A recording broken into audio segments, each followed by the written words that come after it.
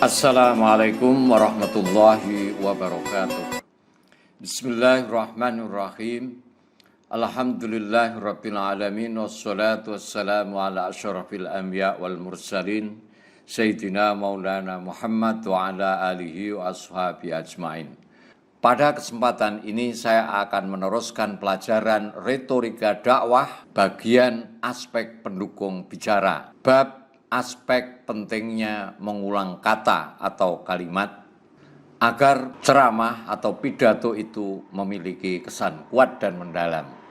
Dalam pelajaran yang lalu, sudah saya sampaikan aspek-aspek pendukung yang membuat pidato atau ceramah itu menarik.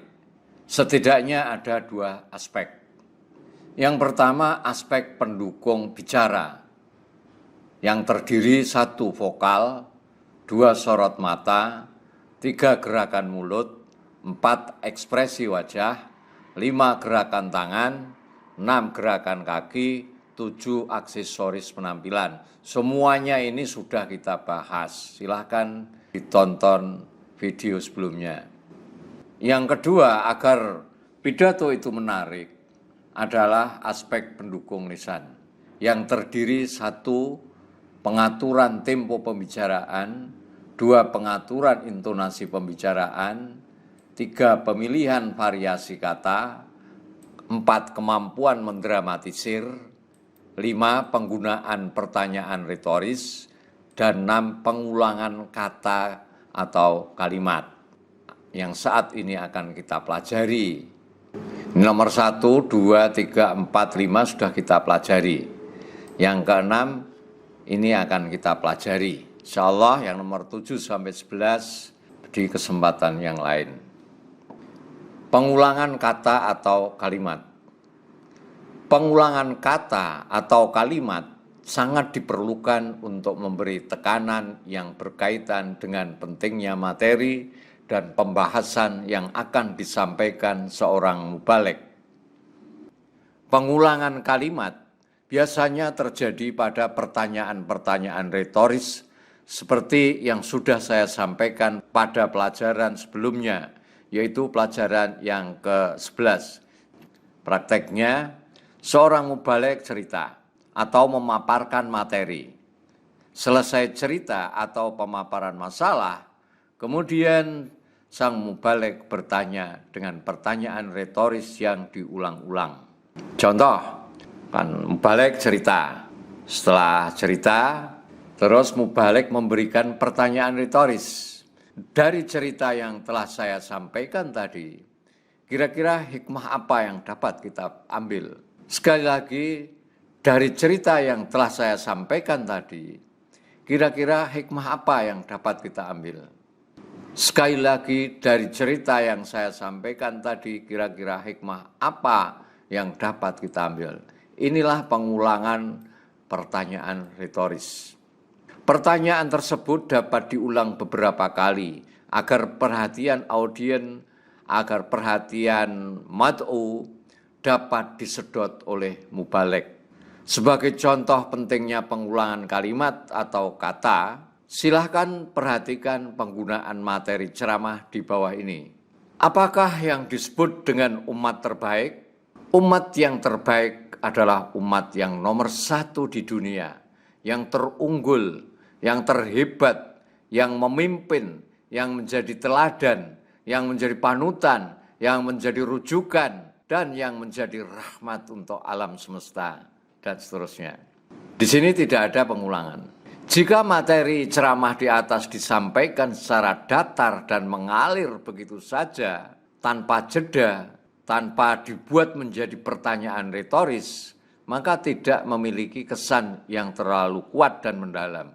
Untuk memberi kesan yang kuat dan mendalam, maka materi ceramah di atas diberi tekanan dengan melakukan teknik pengulangan melalui pertanyaan retoris. Target yang diinginkan mubaligh adalah memberi tekanan bahwa umat Islam adalah umat yang terbaik. Maka ada kalimat yang harus diulang-ulang dengan intonasi yang baik tentunya. Pengulangan kalimatnya sebagai berikut. Apakah yang disebut dengan umat terbaik? Umat terbaik adalah umat yang nomor satu di dunia. Apakah yang disebut dengan umat terbaik? Umat yang terbaik adalah umat yang paling unggul.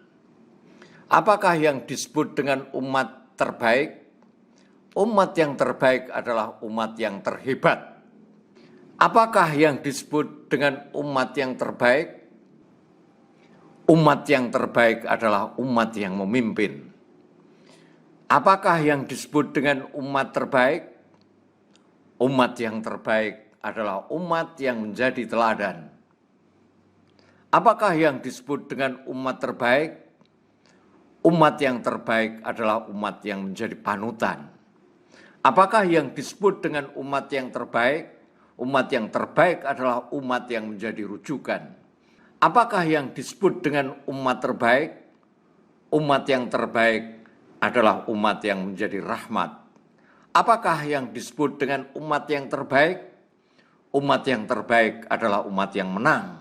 Pengulangan tidak harus langsung dan bertubi-tubi seperti tadi saya sampaikan. Bisa saja setelah pertanyaan penceramah mengulas materi utama lebih luas. Misalnya, apakah yang disebut dengan umat terbaik? Umat yang terbaik adalah umat yang menang. Lalu Mubalik menceritakan kemenangan-kemenangan Islam, sehingga umat Islam itu tersebar di seluruh dunia. Ini karena kemenangan umat Islam. Misalnya cerita seperti itu. Apakah yang disebut dengan umat yang terbaik? Umat yang terbaik adalah umat yang memimpin. Terus Mubalik bercerita bahwa dulu umat Islam itu memimpin dunia, baik di dalam bidang sains, militer, akhlak, peradaban, dan lain sebagainya. Kemudian diulangi, itu prakteknya. Pengulangan tidak harus langsung dan bertubi-tubi. Bisa saja setelah pertanyaan penceramah mengulas materi utama lebih luas, lalu mengulang pertanyaan yang kedua, diulas lagi, lalu pertanyaan lagi, diulas lagi, begitu seterusnya.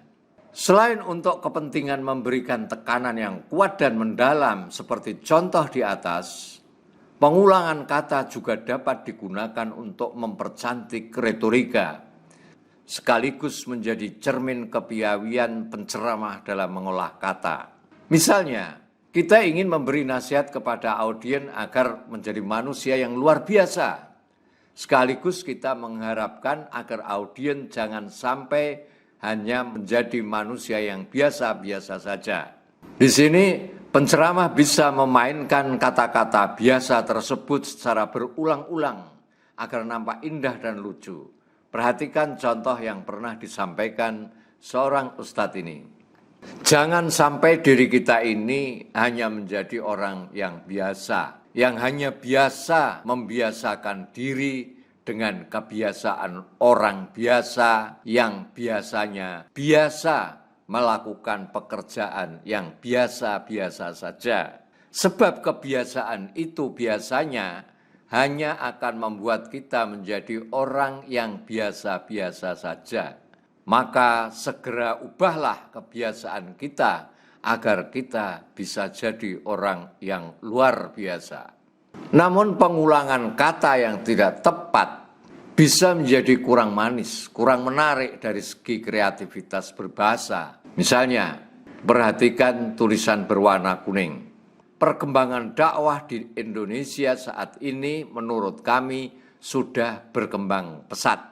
Ini ada pengulangan kata kembang. Kalimat ini menjadi kurang manis karena ada perulangan kata dasar kembang.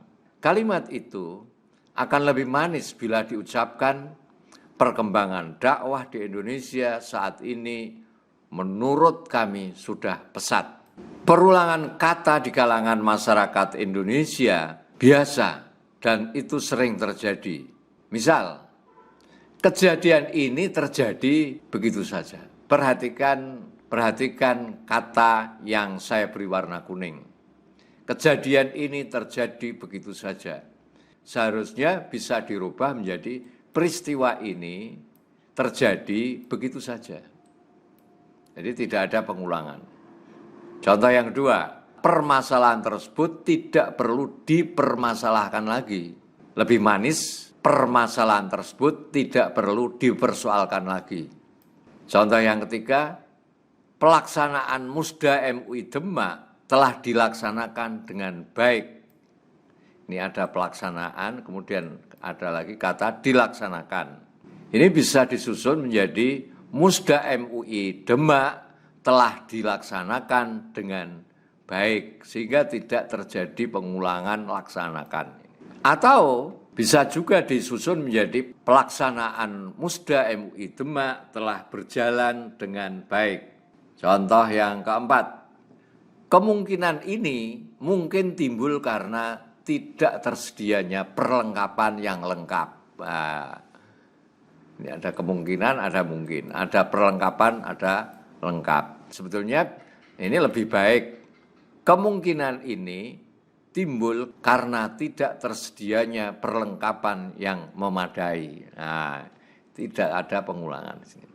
Yang kelima, penyelenggaraan Halaqah MUI Demak ini diselenggarakan di Pondok Al-Fatah Demak. Nah, ini ada kata-kata penyelenggaraan dan diselenggarakan. Kurang manis.